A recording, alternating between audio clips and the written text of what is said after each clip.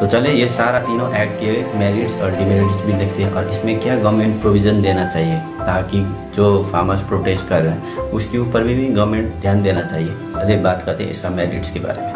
तो पहला मेरिट है आज का बिजनेस टू बिजनेस पॉलिसी, यानी कि जब फार्मर बिजनेस करेगा उसका कस्टमर या फिर स्पॉन्सर के साथ में तो वो ऑनलाइन सिस्टम में कर सकता है, यानी कि फार्मर्स को पूरा फ्रीडम है कि उसको ऑनलाइन सिस्टम काम करने का। चलिए दूसरा मेरिट का बात करते हैं, वो है आपका इंटर स्टेट, यानी कि फार्मर्स को अब फुल्ली फ्रीडम है उसका मार्केट यानी कि बिजनेस करने का।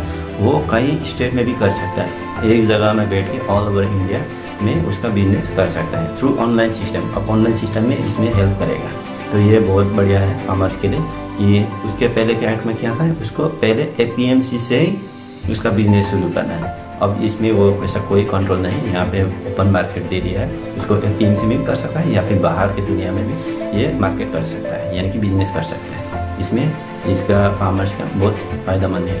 तीसरा मेरिट है आपका बेटर कंपटीशन, यानी कि जब आप ओपन मार्केट करेंगे यानी कि ओपन बिजनेस करना कोशिश करेंगे थ्रू ऑनलाइन, उसमें क्या होगा आपका बेटर क्वालिटी मेंटेन करने की कोशिश करेगा फार्मर, यानी कि कंपटीशन होगा तो फार्मर्स एक क्वालिटी मेंटेन करने का कोशिश करेगा, इसीलिए ये एक मेरिट पॉइंट में शामिल किया गया है। चलिए नेक्स्ट मेरिट का बात करते हैं, वो है कॉन्ट्रैक्ट फार्मिंग, यानी कि फार्मर्स को अब बहुत बड़ा अपॉर्चुनिटी मिल रहा है कि कॉन्ट्रैक्ट फार्मिंग करने, यानी कि जितना भी प्रोडक्ट्स हैं आज के डेट में वो सारा कॉन्ट्रैक्ट फार्मिंग में होता है। इसमें प्लस पॉइंट अब फार्मर्स को भी है कि वो ओपनली कॉन्ट्रैक्ट फार्मिंग कर सकते हैं और इसका फ़ायदा उठा सकते हैं। नेक्स्ट है आपका पोस्ट फूड क्राइसिस, यानी कि अब फूड क्राइसिस का मामला भी देख रहा है। यहाँ पे भंडारण की वजह से फूड क्राइसिस भी होता है, यानी कि सप्लाई में कम होगा, डिमांड जब होगा तो सप्लाई कम रहता है, तो कुछ टाइम ये सब भंडारण के चक्कर में जो प्राइस हाइक होता था इसमें भी थोड़ा कंट्रोल आएगा, ये एक्ट के दौरान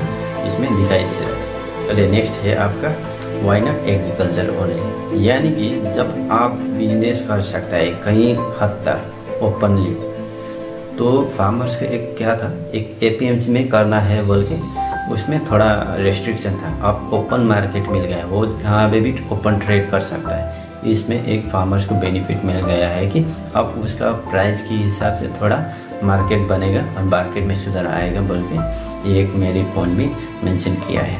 चलो ये एक्ट का डिमेरिट भी देखते हैं, तो शुरू करते हैं इसका पहला डिमेरिट का, तो है APMC। APMC किस लिए है, अब ट्रेडर्स आउटसाइड APMC तक बना दिया है, तो क्या हो रहा है, अब ये कंफर्म है कि फार्मर यानी कि किसानों APMC में बिजनेस करने के लिए बहुत कम जाएगा, यानी कि APMC में पूरा बिजनेस लगभग ठप हो जाएगा। तो क्या होगा, उसमें जितना भी सर्वाइविंग है वो लोग एक ही झटके में एक ही बार में वो लोग का सर्वाइवल तहस नहस है। तो ये है एक डिमेरिट्स जिसके में गवर्नमेंट भी इस चीज़ में थोड़ा ध्यान देना चाहिए, दोनों में बैलेंस आ जाए, हेड टू हेड लगभग बिजनेस हो सके।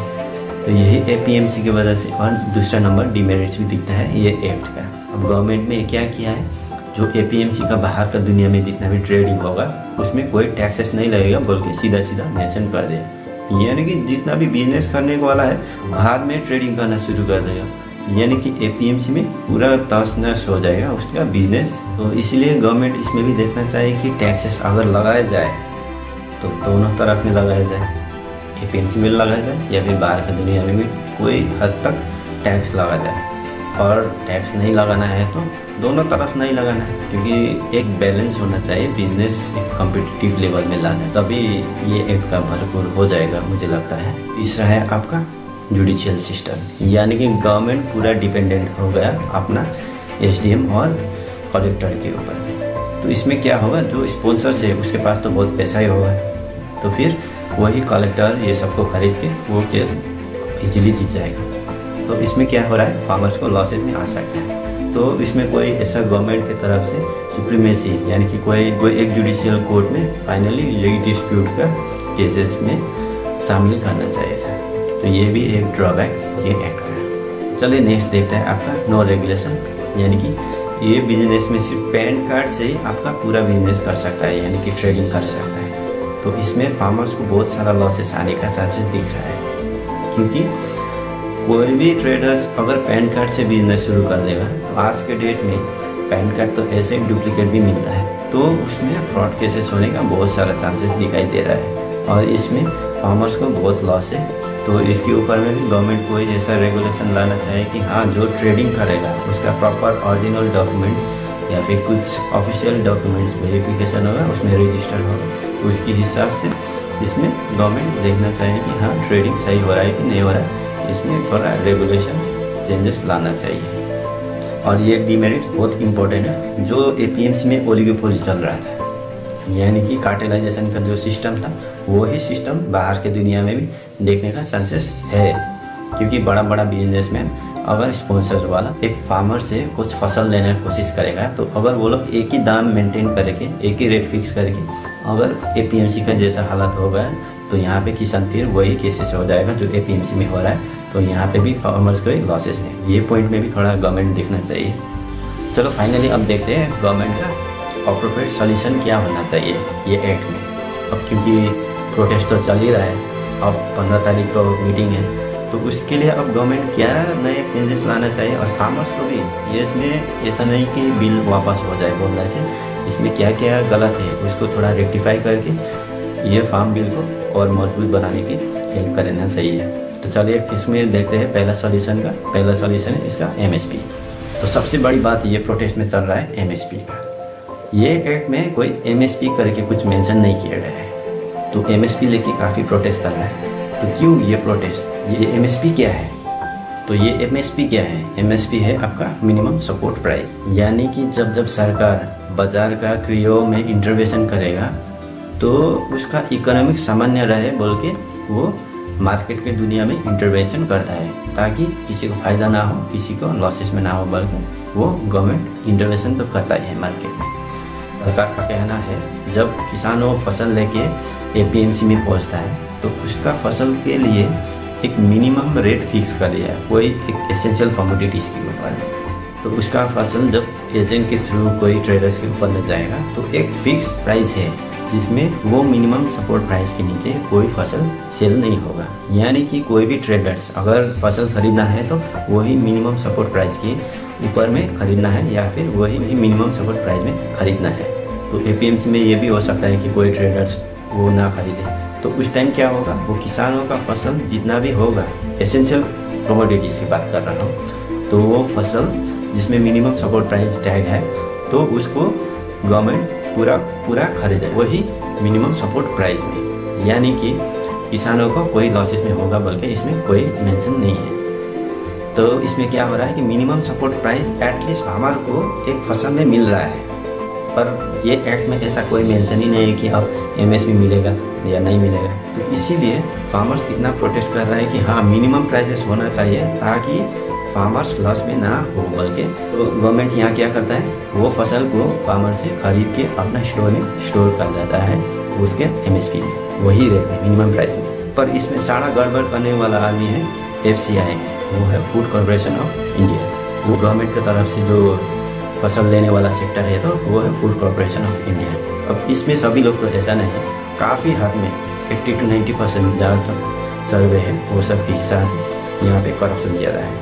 तो क्या होता है, एपीएमसी से वो चला जाता है एफसीआई में, तो किसान वहाँ पहुँचने के बाद क्या होता है, वो बोल देता है कि स्टोर करने का जगह नहीं है एफसीआई में अभी, तो आप 2-3 दिन के बाद आए और या फिर हफ्ता दिन।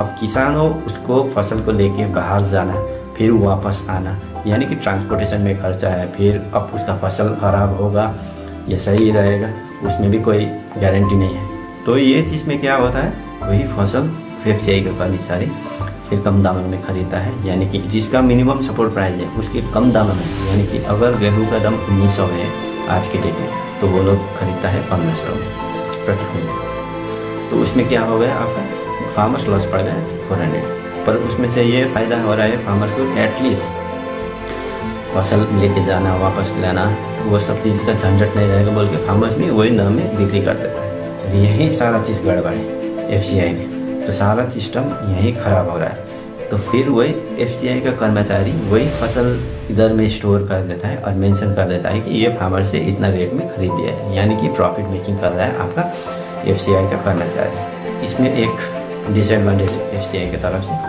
तो इसमें है आपका करप्शन की वजह से ये एमएसपी में काफ़ी लॉसेस है फार्मर में। तो इसमें भी गवर्नमेंट देखना चाहिए कि कुछ हद तक, एक ही बार में नहीं, कुछ हद तक मिनिमम कर करके ये MSP को हटा सकते हैं। दूसरा है आपका APMC। अब इसमें क्या सॉल्यूशन लेना चाहिए, तो वही है, इसमें दो चीज़ें। ओपन मार्केट का जब बिजनेस कर दिया तो एक सामान्य रूप से मार्केट बैलेंस लाना चाहिए, यानी कि टैक्सेस में इसको देखना चाहिए कि आपका टैक्सेस अगर बाहर में नहीं लगा रहा है तो अंदर में भी नहीं लगाना चाहिए, क्योंकि एक तरफ से बैलेंस रहना ज़रूरी है, तभी तो बिजनेस आगे बढ़ेगा सबका। तो इसीलिए ये टैक्सेस का बाहर में भी नहीं होना चाहिए या फिर अंदर में भी नहीं चाहिए। अगर अंदर में रहेगा तो बाहर में भी कुछ हद तक टैक्सेस मेंटेन करना है, ताकि स्पॉन्सर्स वालों को भी हाँ रहे कि हाँ कुछ हद तक वो लोग का भी कंट्रोल में रहे। पहले तीसरा का बात करते हैं, इसमें है आपका रेगुलेशन, यानी कि बाहर का दुनिया, APMC का बाहर का दुनिया में जितना भी ट्रेडिंग होगा अब उसमें कोई रेगुलेशन नहीं लाया है, यानी कोई रजिस्ट्रेशन नहीं होगा, सीधा एक पैन कार्ड से बिजनेस होगा बोल रहा है। तो इसमें भी सेंट्रल गवर्नमेंट स्ट्रिक्टली रेगुलेशन लाना चाहिए था, ताकि कॉमर्स को लॉस में ना जाए।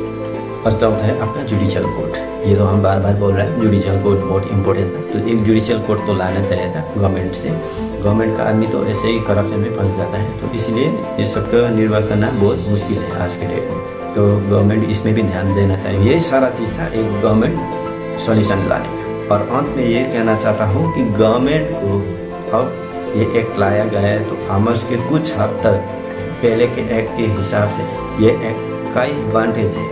तो चलिए 15 तारीख के मीटिंग में देखते हैं कि अब फार्मर्स को कितना बेनिफिट मिलेगा, गवर्नमेंट क्या चेंजेस लाना चाहता है। और फार्मर्स यूनियन भी एक ही चीज़ में अड़कना जाएगी, वो एक्ट वापस करना है, अब सोल्यूशन ढूंढना है। ये पूरा डिस्क्रिप्शन था पूरा एक्ट का। चलिए दूसरा वीडियो में मिलते हैं, और मेरा चैनल एमबिन टेक्नो को सब्सक्राइब करिए, शेयर करिए, ताकि ऐसा ही वीडियो आप लोग दिखाते रहेंगे।